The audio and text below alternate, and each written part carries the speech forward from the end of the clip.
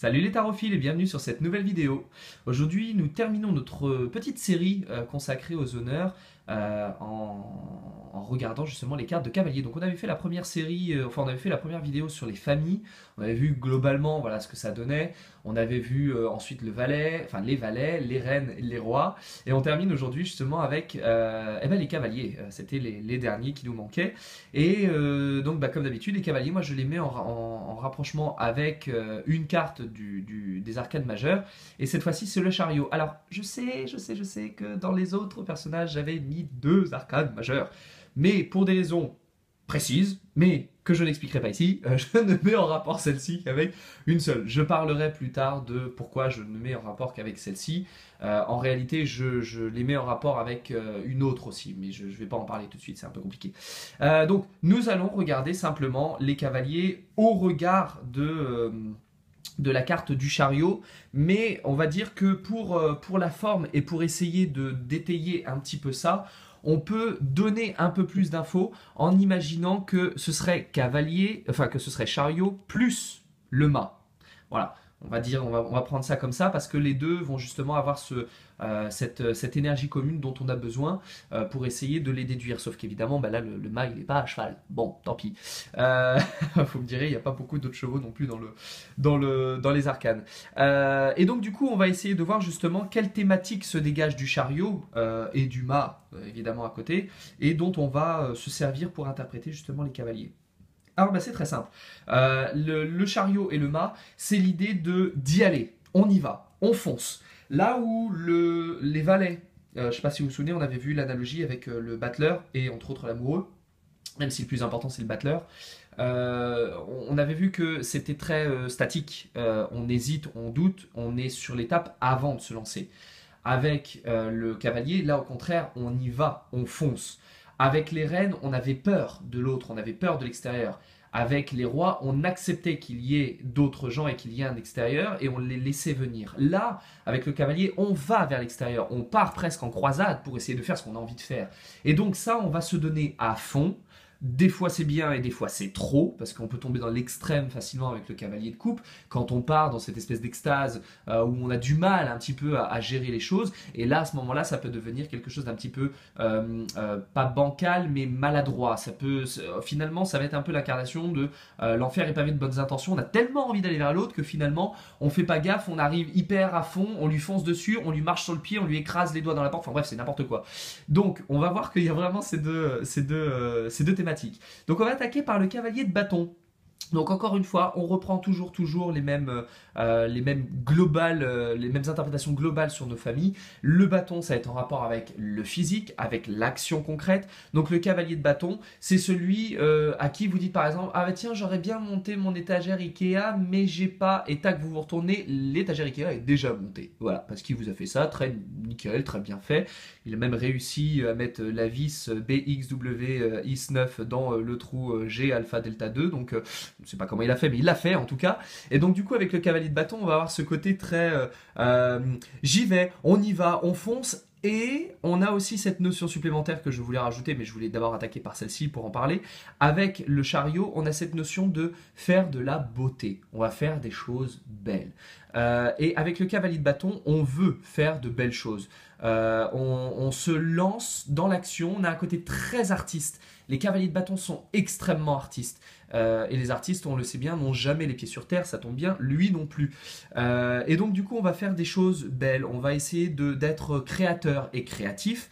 Et on va aussi offrir du coup nos créations au monde. On va leur montrer ce que nous avons fait. Et on va leur montrer aussi ce que nous sommes, puisque souvenez-vous, le bâton est en rapport avec le corps.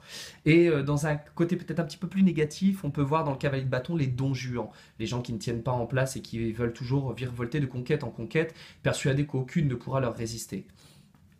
Avec le cavalier de coupe, pardon, là où le cavalier de bâton était davantage quand on voyait le Casanova donc dans un ordre sexuel, le cavalier de coupe lui est plutôt à donner son cœur à qui en voudra. De toute façon, on le voit, sa coupe est immensément ouverte. C'est la coupe la plus open qui soit. Donc on est vraiment, on a envie d'offrir notre cœur au monde. On veut des belles relations, on veut partager des repas, on veut boire. Oui, parce que lui aussi, il lève bien le coude de temps en temps quand il y va, on a du mal à le freiner.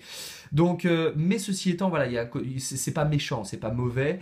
On peut avoir le côté cœur d'artichaut. S'il tombe amoureux toutes les 3 secondes, toutes les 3 secondes, l'autre, il voulait faire des conquêtes pour faire de la conquête. Lui, c'est vraiment parce qu'il tombe amoureux, mais tout le temps, en permanence. Donc c'est pas si mauvais que ça, mais effectivement, du coup, il peut être un peu instable. Et c'est aussi l'une des autres significations du cavalier, c'est aussi pour ça qu'on le met avec le mât, c'est qu'il est complètement instable, il ne tient pas en place, on n'arrive pas à le fixer. C'est une énergie vive, il est très virevoltant, donc c'est difficile d'arriver à le maîtriser. Avec le cavalier de denier, il va avoir une espèce de bipolarité en quelque sorte. Il est à la quête du beau. Il veut du beau. Il veut toujours de belles choses. Il en veut toujours plus. Il veut être entouré de beaux canapés, de beaux drapés, de beaux meubles. Il veut son bonheur du jour dans un coin. Il veut de jolis miroirs de courtoisie un peu partout. Il aime être entouré de belles choses. Mais il y a aussi autre chose. Il y a cette idée justement de la lubie. Il a du mal à tenir en place parce que il a toujours une idée très précise, très pointue et il y va quoi qu'il en coûte en réalité. Et c'est très propre justement au cavalier. Le cavalier ne se rend pas toujours compte que des fois il est en train de scier la branche sur laquelle il est assis. Donc on peut avoir cette mise un peu en danger, il faut faire attention. C'est d'ailleurs aussi le cas avec le mât qui avance et il ne sait absolument pas où il va. Il pourrait avoir un fossé sous ses pieds, il ne le verra absolument pas.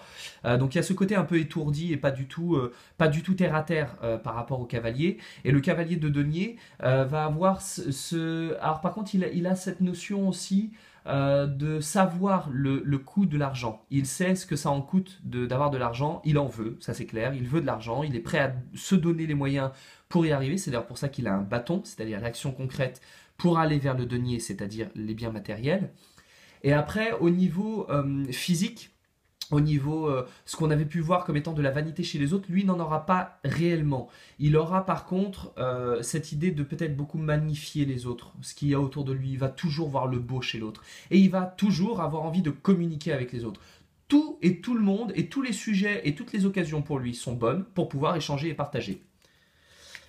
Et enfin, nous avons le cavalier d'épée qui, lui, dans son côté très mental et autorité et un peu supérieur hiérarchique, tente de gouverner. Et là, le mental va aller de l'avant dans l'idée encore une fois, on en a parlé, l'épée c'est l'idée de convaincre, et malheureusement il part un peu en guerre, hein. C'est-à-dire qu'on le voit, il a le casque sur la tête, il a l'épée à la main, le cheval est tout huant, donc on sait qu'il ira pas pour le plaisir de partager, il va y aller pour montrer comment lui fonctionne et pour imposer sa manière de fonctionner.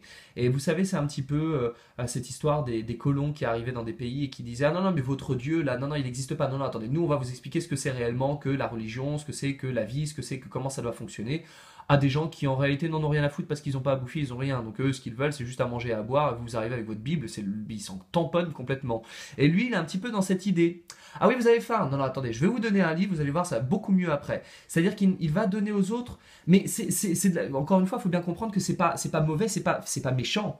Il a tellement à cœur de partager ce qui pour lui est le modèle de ce qui fonctionne, il a tellement d'enthousiasme à vouloir donner ça, qu'il ne se rend absolument pas compte qu'il tombe complètement à côté de la plaque et qu'il est en train d'imposer quelque chose que les autres n'ont peut-être pas demandé.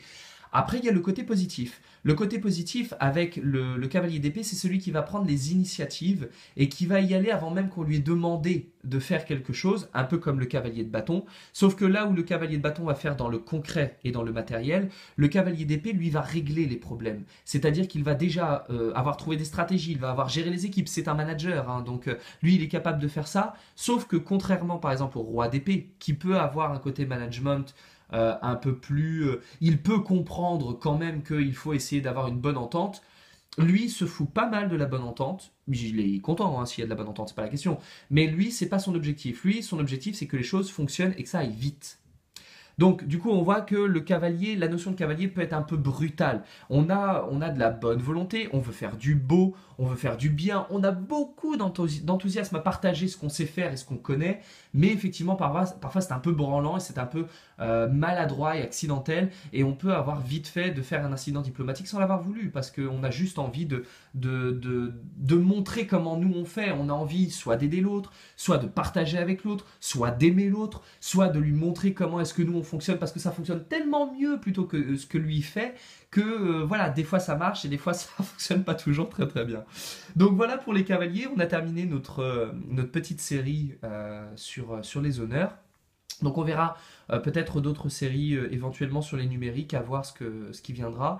Et je vous proposerai également d'autres tirages avec les honneurs, parce que je sais que j'en avais déjà fait et ça avait plutôt plu, les gens avaient bien aimé.